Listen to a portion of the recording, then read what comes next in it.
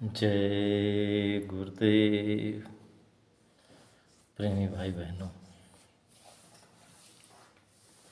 जब कभी भी आपने बड़े भंडारे में भोजन किया होगा तो आपको लहसुन और प्याज खाने को नहीं मिला होगा। वो बाहर से भी वहाँ प्याज ले जाने की मनाही थी। बात यह है कि जितनी भी चीज़ें इस सृष्टि में हैं खाने के योग्य, उनमें 3 तरह की चीज़ें हैं। अब आप ये मत समझ लेना कि मांस, मछली, अंडा, शराब, ताड़ी, अफीम, गांजा, मदक, हेरोइन, चरस, भांग, धतूरा, ये सब जो है अखाद्य वस्तुएं हैं। बीड़ी, सिगरेट, ये जो आजकल पान पुकार चलता है, जितनी भी चीज़ें हैं, जो चीज़ शरीर पचा नहीं सकता, शरीर के किसी काम के नहीं है, शरीर के किसी अंग को पोषण नहीं देती हैं, वो वस्तुएं शरीर के लिए बिल्कुल हानिकारक हैं। और कुछ वैसी भी वस्तुएं हैं जो मौसम के अनुसार, रोग के अनुसार, अवस्था के अनुसार भी जो है हमारे लिए हानिकारक है। जैसे कि आपकी पाचन शक्ति बहुत ज़्यादा अच्छी नहीं है तो आप वैसी चीज़ें नहीं खा सकते हैं जिससे आपका शरीर खराब हो जाए, गरिष्ठ चीज़ें। तो पाचन शक्ति भी होती है मौसम के अनुसार भी। जैसे ठंडी का मौसम है तो ऐसी चीज़ें नहीं खानी चाहिए जिससे ठंडी का प्रकोप आपको और लगे, या गर्मी में या बरसात के सीज़न में। वैसे पूज्य महाराज जी तो 12 महीने में क्या खाना चाहिए क्या नहीं खाना चाहिए इसका जो बड़े विस्तार से समझाते हैं। तो एक हिसाब से जो है वो भी चीज़ें हमारे लिए अखाद्य की तरह है, जो हमारे शरीर को मौसम के अनुसार, अवस्था के अनुसार, यानी कि अब जैसे बुढ़ापे में पाचन शक्ति कमज़ोर है या रोग के हिसाब से बहुत अच्छी चीज़ है, लेकिन उस रोग, कोई रोग आपके शरीर में जो बढ़ा सकती है, तो रोग, अवस्था और मौसम के अनुसार भी चीज़ें हमारे शरीर को नुकसान करती, तो वो भी अखाद्य हैं। तो आपने एक चीज़ देखा, जो चीज़ सृष्टि में नहीं खानी चाहिए, जिससे शरीर का कोई फ़ायदा नहीं है और जिससे पाप कर्म बनते हैं, वो तो अखाद्य ही हैं। और जो हमारे शरीर को नुकसान करती, मौसम के अनुसार, अवस्था के अनुसार, पाचन शक्ति के अनुसार और रोग के अनुसार, तो वो भी समझ लीजिए हमारे लिए अखाद्य ही की तरह है। अब बात आती है कि ये बातें तो लगभग समझदार हर व्यक्ति जानता है, लेकिन बात यह है कि जिनका लक्ष्य परमात्मा की प्राप्ति है, जीते जी मन में जो तामस है, तामस बहुत रजोगुण थोड़ा, कल प्रभाव विरोध जहाँ हो रहा, तो जो एक है विरोधाभास है, ये विरोधाभास कहीं बाहर नहीं है। आपने समझा होगा, वैसे तो विरोधाभास सही है, चारों दिशाओं में विरोधाभास है। अब चारों दिशा कौन सी हैं? तो आप समझो कि ये मन, बुद्धि, चित्त और अहंकार, ये 4 दिशाएं हैं। तो ये जो कलयुग में जो है, मन कुछ और कहता है, बुद्धि कुछ और निर्णय करती, चित्त कुछ और चिंतन करता है और अहंकार किसी और चीज़ को बल देता है। तो प्रेमियों, इस बात को समझो कि चारों तरफ विरोध है, अंदर भी विरोध है, हृदय में भी विरोध है, दिल में विरोध, दिमाग में विरोध, संगत में विरोध, घर परिवार में, देश दुनिया में, देश देश में विरोध। तो कल प्रभाव विरोध जो हो रहा है, तो आप समझो कि तामस से अगर बचना है, दुनिया में विरोध हो, संगत में विरोध हो, उससे हमारा आपको कोई विशेष लेना देना नहीं है, अगर हमने अपने मन को कंट्रोल में कर रखा है। क्योंकि ये सारी चीज़ें तो जब होंगी, हालांकि हमको अपने कर्तव्य का निर्वहन हर जगह करना, चाहे देश हो, समाज हो, संगत हो, लेकिन एक लक्ष्य तो यही है कि मनुष्य जीवन के लिए जो हमने माँ के पेट में कसम खाई है, संकल्प लिया है। गुरु महाराज फरमाते थे, महाराज जी भी कहते हैं कि सारे गुनाह गलती तो हो सकता है आपकी माफ़ हो जाए। गुरु महाराज तो स्पष्ट कहते थे कि वो जो भजन की जो आपने पेट में वादा किया, वो माफ़ी नहीं होगी। कहने का मतलब है कि जब भजन तो माफ़ी ही कर्मों की करता है, तो जब वही नहीं करोगे तो फिर अन्य कर्मों की कैसे माफ़ी होगी? जो माफ़ करने का तैयार ही छोड़ दोगे। तो ऐसे ही, इसीलिए वो महात्माओं की वाणी है कि अन्य अपराध नहीं माफ़ हो सकते हैं, क्योंकि भजन जब करोगे तो माफ़ हो ही जाएंगे। कर्म कट जाएंगे, तो लेकिन भजन न करने की माफ़ी नहीं होगी जो हमने पेट पे वादा किया। तो प्रेमी भाई बहनों, मैं आपको ये बताना चाह रहा था कि अब एक ही निशाना है हमारा आपका, कि हमारा आपका भजन बन जाए, और उसके लिए, और गुरु महाराज भी यही चाहते थे और महाराज जी भी यही चाहते हैं, तो उसके लिए है कि अखाद्य वस्तुएं जो महात्मा मना करते वो नहीं खानी है, और जैसे मैंने बताया अवस्था के हिसाब से, मौसम के हिसाब से, ऋतु के हिसाब से, बीमारी के हिसाब से, और पाचन शक्ति के हिसाब से भी, और ज़रूरत के हिसाब से भी एक तरह से देखिए कि अगर हमको रात में जगना है तो भोजन कम करें। वैसे भी गुरु महाराज भी कहते थे कि हमेशा एक रोटी की भूख कम करके ही भोजन करो, और शाम को तो हो सकता ना ही करो। और एक बात और कहते थे कि भाई दुनिया की जितनी फैक्ट्री हैं, ऑफिस हैं, सरकारी और प्राइवेट, सब में एक दिन सप्ताह में छुट्टी होती पूरी दुनिया में। तो आपकी जो मशीन है 24 घंटा, जो आप जब से पैदा हुए जब तक शरीर की आखिरी सांस रहती है भी, तो जो है पाचन कुछ ना कुछ पेट में रहता है, तो मशीन चलती रहती है। तो एक दिन इसको भी आराम दो, ना एक दिन आराम दो तो कम से कम एक टाइम तो आराम जरूरी है। तो कुछ प्रेमी हैं गुरुवार के दिन व्रत रखते हैं। हमारे यहाँ भी एक प्रेमी थे, गुरुवार को व्रत रखते थे, सुबह और शाम को कुछ हल्का फुल्का खा लेते थे। तो उन्हीं के बड़े भाई जो टारधारी थे, बिजली विभाग के त्रिवेदी जी के नाम से गुरु महाराज उनको जानते थे। कृष्णनगर जो मोहल्ला आपका है, प्रदेश का आश्रम जहाँ पहले था स्वामी जी के समय, सिंधु नगर में, कृष्णनगर कोतवाली के पीछे वहीं पे बगल में उनका श्रृंगार नगर कंदरिया बाग में मकान था।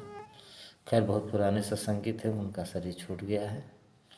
तो प्रेमियों, तो हमको भोजन पे जैसा कहते हैं हम लोग बहुत ही समझो इसको कहते हैं, सुनते चले आ रहे हैं, समय भी बहुत बीत रहा है संगत में आए हुए कि जैसा खाओ अन्न, लेकिन साथ साथ इतना भी है कि जैसा खाओ अन्न वैसा हो मन। तो इसमें बहुत गूढ़ बात छिपी है, और एक चीज़ ये भी छिपी है कि जितना खाओ अन्न उतना हो मोटा मन।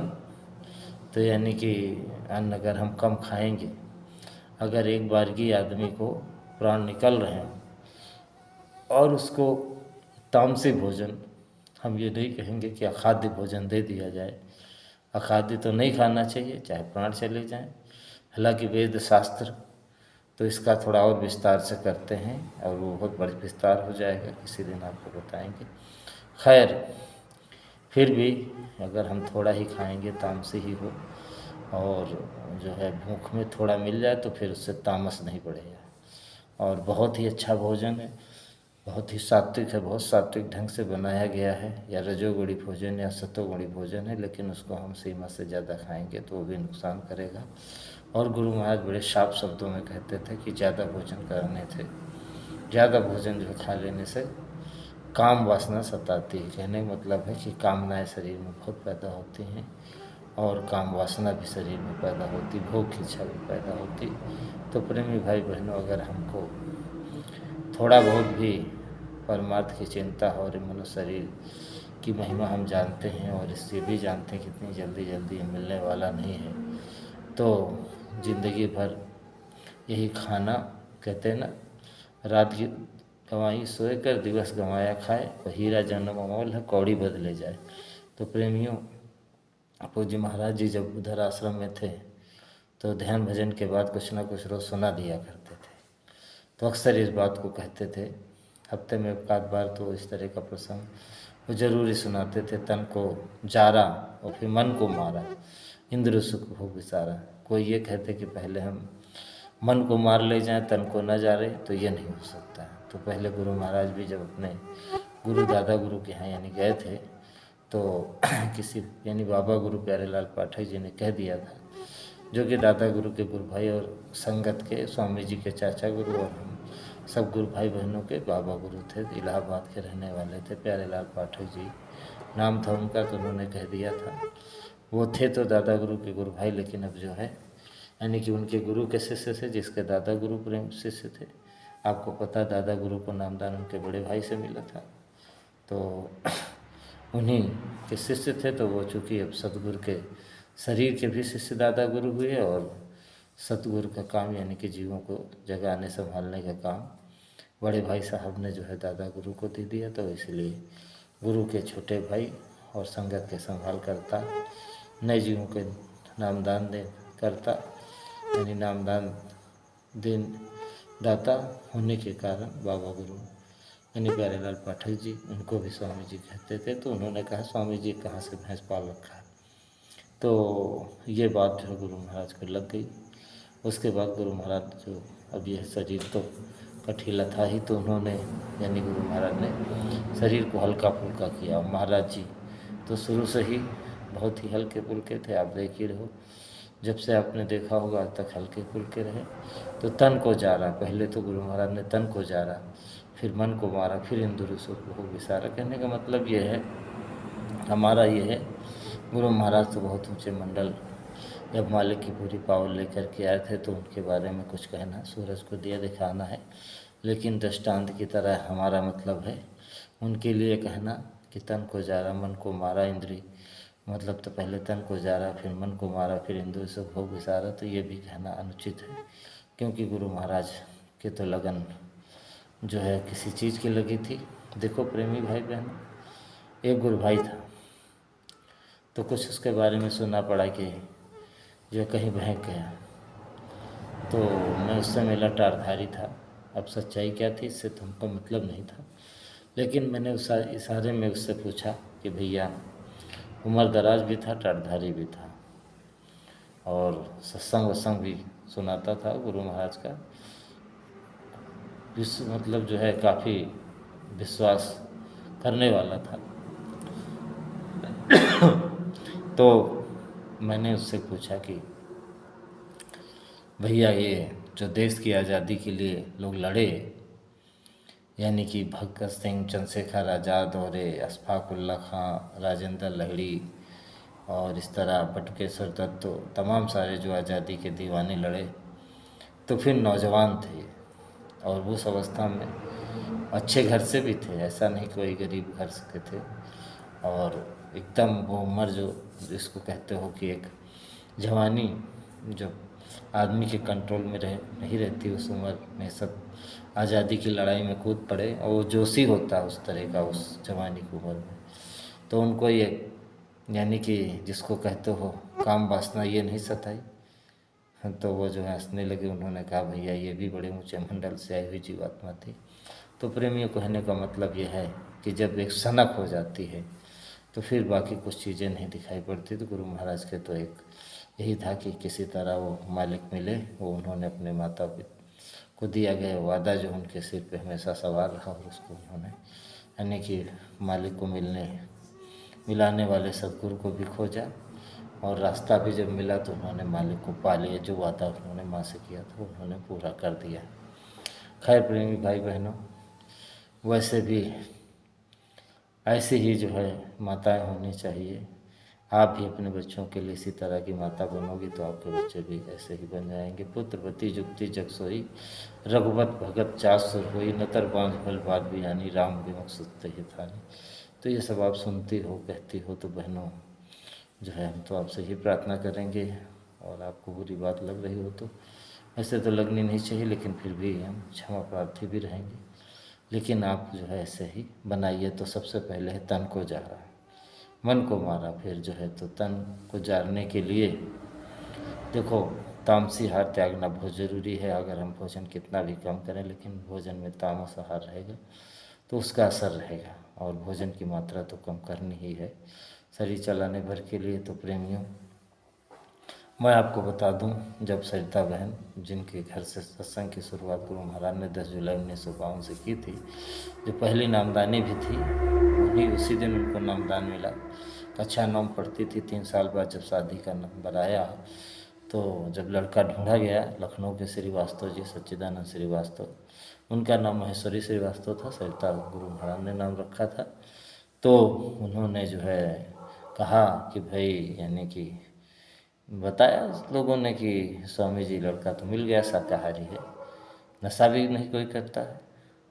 तो यानी कि उस समय नशे थे ही नहीं, वही जो एक नशा ज़्यादातर था बीड़ी हुक्का तंबाकू का, तो वो बहुत कम पढ़े लिखे लोग कम करते थे, गांव के लोग करते थे। और समझ लीजिए ये सिगरेट विगरेट का कोई फैशन नहीं था, वो बहुत बहुत ही हाई प्रोफाइल लोग वैसा करते थे, यानी कि बहुत कम मात्रा में थे अपने देश में इस तरह के लोग। और शराब वराब तो खैर जो है प्रचलन तो था ही गाँव में, यानी कि बहुत जो लोग अनपढ़ गंवार थे नहीं समझते थे, और बड़े लोगों में भी था, क्योंकि देश की आज़ादी के बाद ही शराब के ठेके पे के जो है, अब चूँकि अंग्रेज आए तो वो समझो ठंडे देश में वहाँ पीते हैं, तो इस तरह जो है तो शराब ही को नशा माना जाता था। बाकी तो पान पुकार और इस तमाम तरह के नशे जो आज फैले हुए वो तो थे नहीं। तो का लड़का जो है नशा भी नहीं करता है। तो गुरु महाराज ने कहा कि लहसुन प्याज तो खाता है। तो श्रीवास्तव जी ने बताया, उन्हीं के लिए बात स्वामी जी ने कही थी, तो मुझसे बताया कि स्वामी जी ने ऐसा कहा। तो मैंने मुझ तक बात आई, तो फिर मेरे मन में आया ठीक है, अभी तुरंत तो नहीं, लेकिन हम इसको छोड़ देंगे, एक ना एक दिन इसको जल्दी छोड़ देंगे। तो ये बात गुरु महाराज के पास गई, तो खैर गुरु महाराज ने कहा ठीक है शादी कर दो। तो प्रेमियों, ये गुरु महाराज के एक वाक़या जो हमने आपके सामने रखा, उससे बात क्लियर होती है, और एक और भी ज़्यादा क्लियर होती, बड़े भंडारे में लहसुन प्याज का इस्तेमाल ना होना।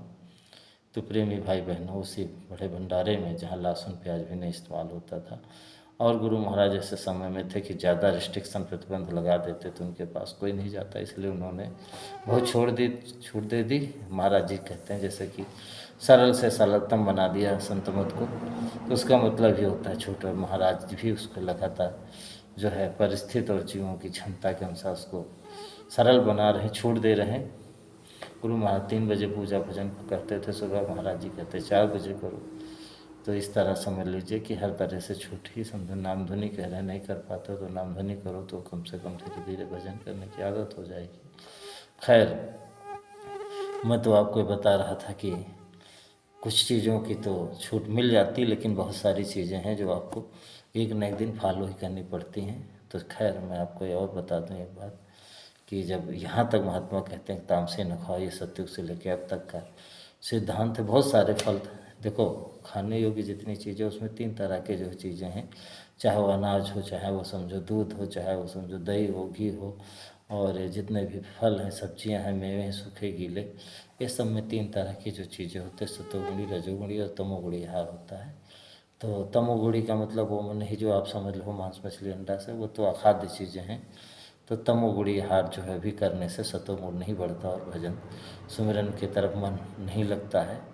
तो उसी में लहसुन प्याज भी आता है, और उसी में आपके और भी जो आते हैं, जैसे आपकी सोयाबीन की बड़ी है, ये कभी भंडारे में नहीं बनी, लेकिन प्रेमियों बड़े दुख की बात है कि जब गुरु महाराज का शरीर छूट गया, उसके बाद जब बनी और मैं गया एक बार सब्जी लेने के लिए, यानी भोजन के लिए, तो बताया पूरन भंडारी ने कि भैया आप तो इस चीज़ की सब्जी बनी है, आपकी इच्छा हो तो ले जा सकते हो। मैंने कहा भाई मैं तो नहीं ले जाऊंगा। तो कहा कि अभी मुझे बड़ा ताज्जुब हुआ कि जितने दिन कभी मैंने जो है 10 साल से नहीं सुना था गुरु महाराज के बड़े भंडारे में।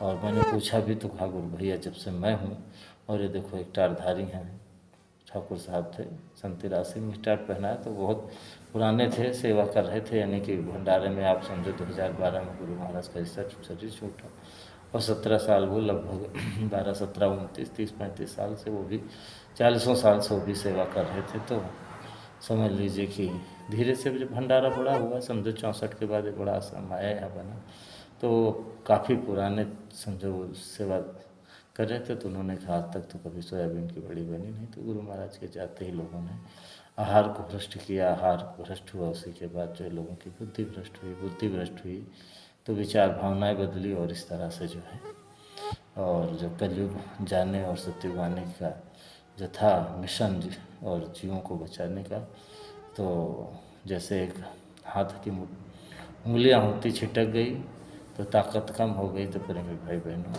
अगर आप चाहते हो कि कलयुग से जीवों को बचा लिया जाए और गुरु का ये काम कर दिया जाए, और गुरु महाराज हमारा आपका काम कर दें, जीवात्मा को इसी जन्म में उस मालिक तक पहुंचाने का, फिर माँ के गर्भ में ना आना पड़े, तो प्रेमी भाई बहनों आप कोशिश करिए कि जो है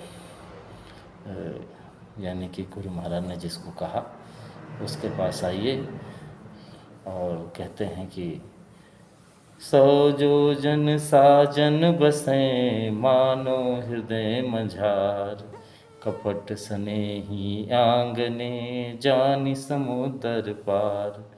तो वो मालिक जो है दूर नहीं रहता है, तो उज्जैन भी दूर नहीं है। और महाराज जी, पूज्य महाराज जी तो आते जाते रहते हैं, उनके पास आइए और जो और भी जो भटके प्रेमी उनको लाइए, ताकि जो इस तरह गुरु महाराज के आश्रम को महाराज जी जैसा कहते हैं कि भोग भूम नहीं बनने दिया जाएगा, तो कहीं ना कहीं इसकी शुरुआत हमको आपको करनी पड़ेगी। अब महाराज जी जब देखेंगे, माध्यम हम ही आपको बनाएंगे, तो उसके लिए भी आदेश हो जाएगा। हालांकि आप समझो जो मथुरा में बैठे हैं वो लोग जब गुरु महाराज का मंदिर नहीं बना सकते हैं, मंदिर के नाम पे जबकि मंदिर बन जाएगा तो उसका चढ़ावा उन्हीं को मिलेगा, प्रेमी आएंगे, दर्शन करेंगे, सेवा करेंगे।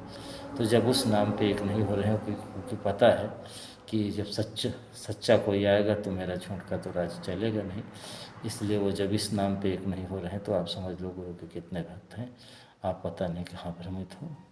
इन पे विचार करो। इन्हीं शब्दों के साथ मैं आपसे विदा लेता हूँ। जय गुरुदेव।